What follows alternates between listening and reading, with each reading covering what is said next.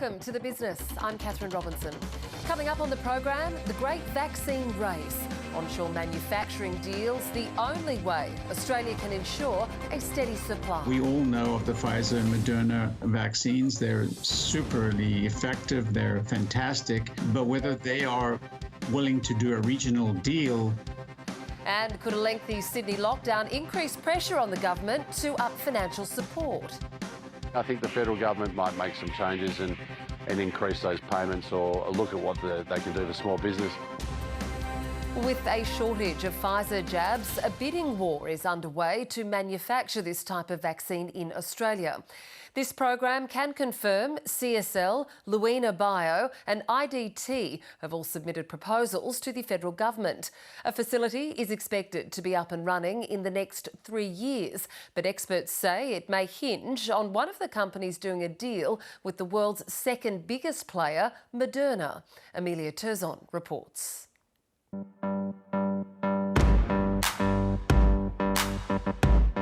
The pandemic has led to pioneering vaccines that only some can make.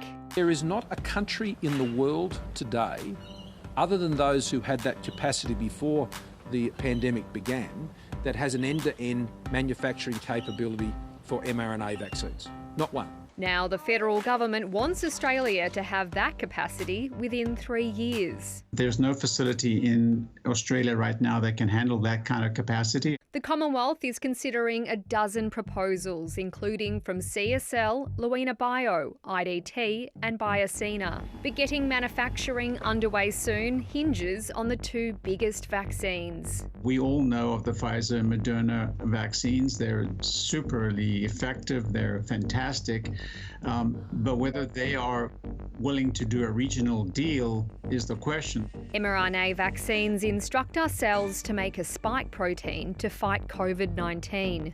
Australia's already getting 40 million doses of Pfizer and BioNTech's messenger RNA vaccine, plus 85 million booster shots. It uses material from 86 suppliers in 19 different countries. Crucially, Pfizer controls its supply chain and owns the rights to make its jab. The vaccines are manufactured in Europe and America, and Pfizer is ruling out manufacturing its vaccine here, either directly or through partnerships. They've been putting hundreds of millions of dollars into the know-how and their capability to deliver these as products. And they're going to want to protect that from a commercial point of view. Australia is also buying Moderna's vaccine, which isn't approved here yet. The company relies on third-party manufacturers, and the American conglomerate recently registered an entity here, Moderna Australia. The discussions with Moderna, which have been ongoing now for some time, for some considerable time. Moderna wouldn't comment on its plans for Australian manufacturing. The only short-term solution is probably Moderna making their vaccine under license. That could be done by a few companies. It could certainly be done by CSL. I'm confident it can be done by IDT as well. But even that won't happen anytime soon. In that case, the time frame would be potentially 12 to 18 months. But I think there's others in my team that would say 2 to 3 years. CSL is the only Australian company that's currently making a COVID jab here. It's making 50 million doses of the viral vector vaccine AstraZeneca under a tech transfer agreement. CSL wouldn't say what vaccine their latest mRNA proposal involves. Luina Bio and Biosina have both told the business that they're not partnering with Pfizer or Moderna. Both have undisclosed partners which are still in trial phase. We expect to be able to go from the start of the project to having registered vaccine approved by the TGA out the door within 2 years. Colin Putin also has a vaccine that's about to go into clinical trials and is tied to IDT's proposal. It's probably going to be particularly useful for booster vaccines against variants of concern. The Victorian government is also injecting $50 million into producing mRNA vaccines here. Experts say that booster shots and long-term supply is where the opportunity lies, but they urge us not to get too focused on one sort of vaccine. For all the hype around mRNA, there is other types like AstraZeneca and Novavax, which our government has ordered pending approval.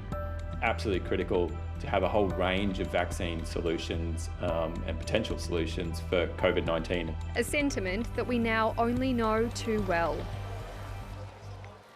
The New South Wales Premier has hosed down speculation that the Sydney lockdown will extend for weeks to come. Despite media reports, the state government has requested financial modelling to mid-September. Today, New South Wales recorded another 145 coronavirus cases as calls grow for the government to reinstate JobKeeper. Earlier, I spoke to Warren Hogan, Managing Director of EQ Economics and advisor to Judo Bank, who says the current financial support is enough for the time being, but the test will come if the lockdown is extended. The current policy focus is to get to SMEs, smaller businesses and impacted individuals, and I think they're successfully doing that along with state government measures, and it is broadly comparable to what we saw with JobKeeper. I think the one area that they're coming up a little bit short potentially is in the disaster relief payments to individuals, which could be a little bit higher if this becomes an extended lockdown. Well, on that, the Treasurer says that the payments are happening faster than JobKeeper. But do you think the current system of financial support is then better than JobKeeper? Well, it's early days. I think there's slightly different structures. The big difference, apart from any administrative processes, is that businesses have to stand down workers in order for them to get access to the disaster relief payment, whereas of course the objective of JobKeeper was to keep employees attached to their firms. I don't know that that's going to be a major issue this time round for two reasons. One is the labour market is strong. We were actually worried about labour shortages a month or so ago, and so businesses are going to be very keen to keep in touch with their employees for reopening. And the other thing is reopening, it has been demonstrated, will happen and can happen very quickly. So I'm not sure that that key element of JobKeeper is absolutely critical now, although in New South Wales, the longer this goes on, the more that becomes an issue. Well, that was going to be my next question there, Warren. If the lockdown does go on longer, do you think that there is a valid reason for those calls to have JobKeeper reinstated? Well, not the full JobKeeper, no, not at all. It's very expensive and it's not well targeted. Certainly large corporations and bigger firms, I don't think are going to need it. They should have built up they have built up substantial financial reserves because, quite frankly, JobKeeper proved to be profitable for many businesses. So they should be able to manage through an extended lockdown. Smaller business is really the focus here. And we may need to think about some sort of small business JobKeeper for New South Wales.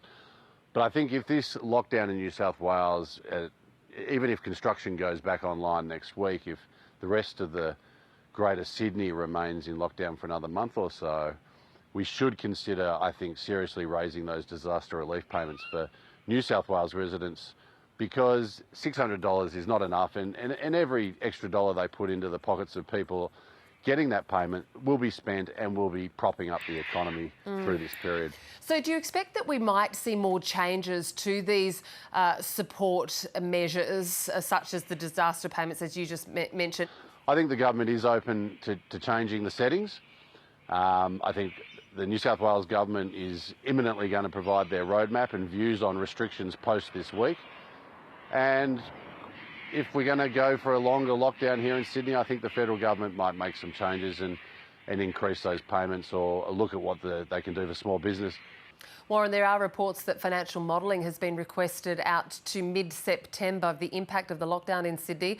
What would an extended lockdown look like on business, on workers, on growth, on the recovery?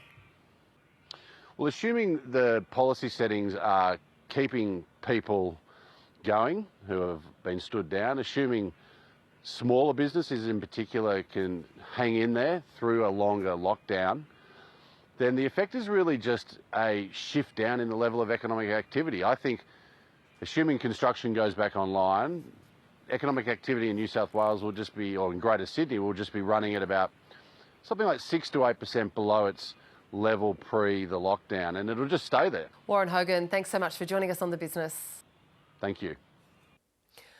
Loose monetary and fiscal policies combined with negative supply shocks are causing some in the finance sector to warn of a looming 1970s-style stagflation crisis, which is where an economy experiences both low growth and high inflation. Nancy Davis, portfolio manager of the Quadratic Interest Rate Volatility and Inflation Hedge ETF, is not quite expecting a return to the 1970s, but says the current global chip shortage could curtail economic growth and push prices higher. She joined me earlier from the United States. I do think, because we have a shortage, we could have a similar environment like we did in the 70s, which did cause, if you close your eyes and you think about stagflation, it's typically higher prices, but not in a growth environment. Nancy, on growth, I noticed JP Morgan recently cut its second quarter GDP estimate from 9% to 8%, still extraordinarily strong. What do you think the downside risks are for growth in order for stagflation to play out? Well, it's exactly that. It's that expectations are so high. Equities in the United States and credit spreads are really priced for perfection, meaning they're expensive and they've priced in a tremendous growth environment. And we really need to deliver to continue having corporate America deliver this earnings per share growth. That might not happen if we have shortages, labor shortages, shortages of chips, shortages of shipping lines, people not being able to deliver items.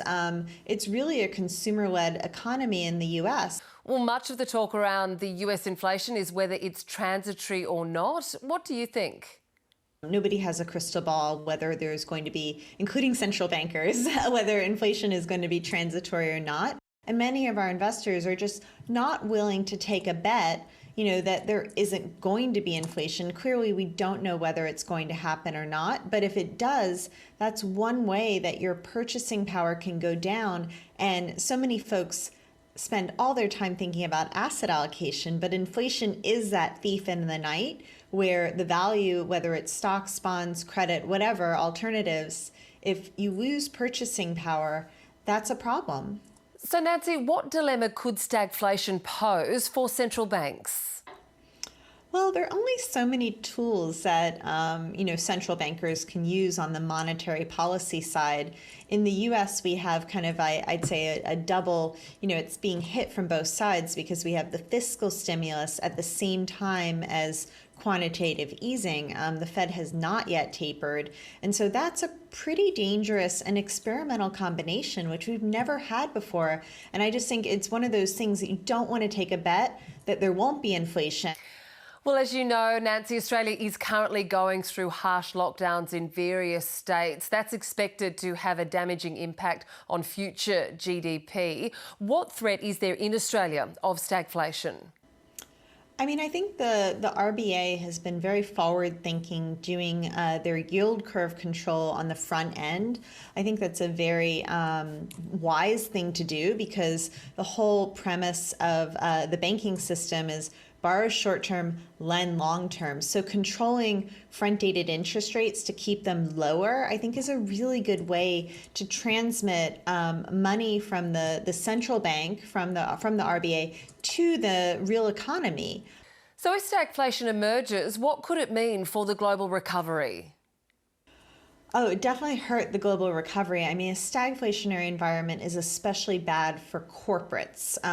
So whether it's credit or equities, corporates have a lot of time making money because you think about that earnings per share growth, everybody's expecting a lot of growth. And in stagflation, you have higher costs and less revenue.